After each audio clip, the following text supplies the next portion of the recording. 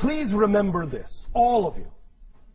And again, I'm not saying things cannot manifest. I'm not saying things cannot occur.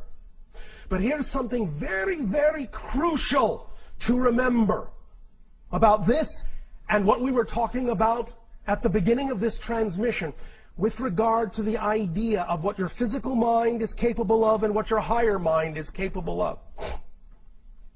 We know that many of you have these visions, these dreams of what you desire in your lives. And you create this image, this picture of that perfect representation of that reality.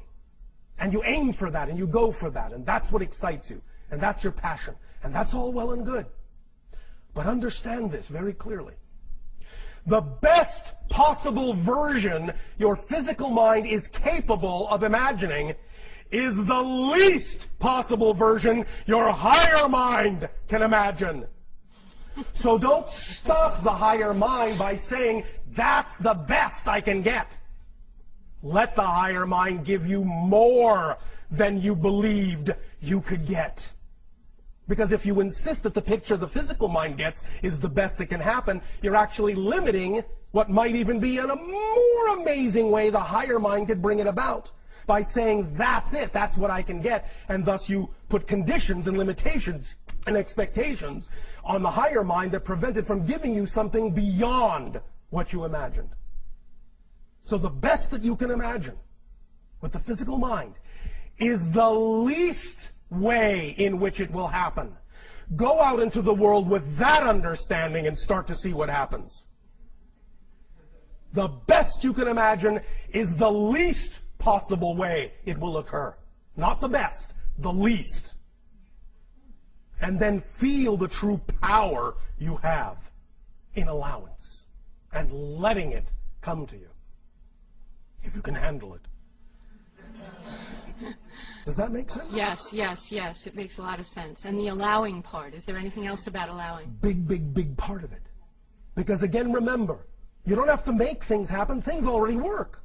That's why it's not important for the physical mind to understand how things are going to happen. Because when it thinks it needs to make things happen, when it thinks it needs to figure out how something's going to happen, it's not allowing. It's forcing.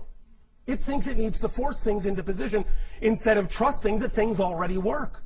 If things already work, you just let them happen. You allow them to happen.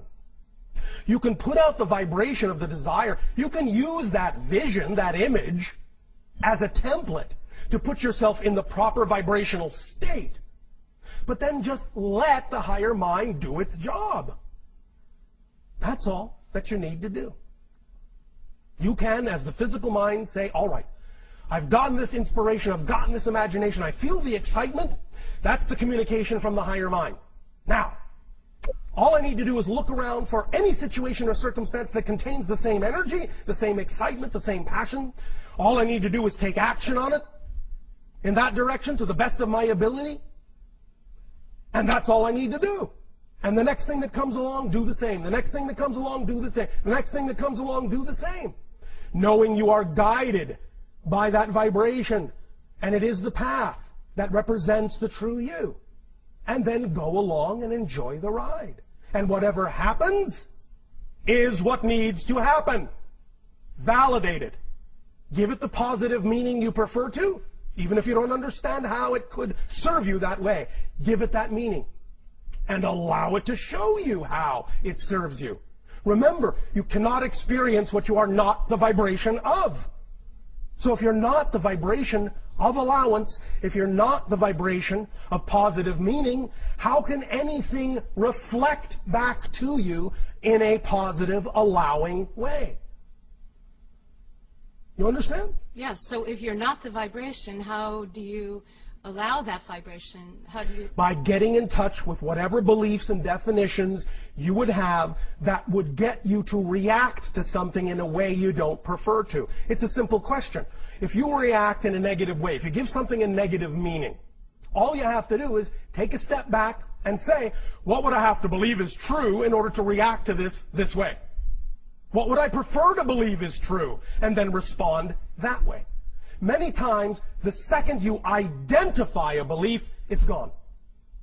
It's gone. No other process is required. Many times just turning on the light is what makes the shadow disappear. But you have to allow yourself to investigate. And the easiest question is, what would I have to believe is true about my relationship to this thing that I would react to it in a negative way? Find out what that belief is. Find out where it came from. Find out if it serves you any longer. If it doesn't, there's no reason to keep carrying it, because very often these beliefs are just baggage you're carrying that belongs to someone else. Drop it. That's why it's so heavy. The only reason baggage is heavy is because it doesn't belong to you. Let it go. Lighten up. Remember, again, you want to be enlightened? Just lighten up on yourselves. Stop treating yourselves so harshly, so undeservedly, by dragging things along that don't belong to you. Maybe they come from your parents. Maybe they come from your society. Maybe they come from your friends. Doesn't matter.